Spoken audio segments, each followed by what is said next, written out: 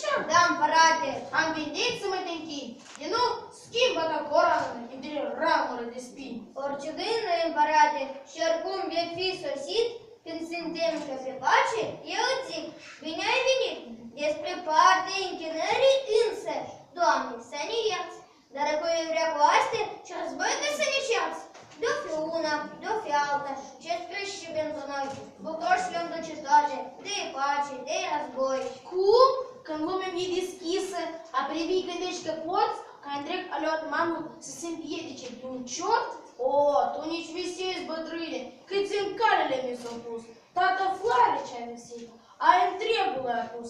Am jurat că peste dânsii stefalnic, fără păs, din prestolul de la Roma să dau calului povăs. Și de cruntă vigilie tu te haperi cu ea și portat de buruință să mă pierde de un moșneag? De un moșneag, da, împărate, căci moșneagul ce privești nu e om de rând, el este domnul țării românești. Eu îmi apăr sărăcie și nevoile și neamul și de ce tot ce-mi mișcă în țara asta. Râul, ramul, mi-e prieten numai mie, iar ție dușman este. Dușmanii fi de toate, fără prinde chiar de veste.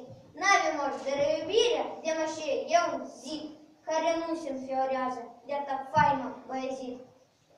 Bravo, bravo!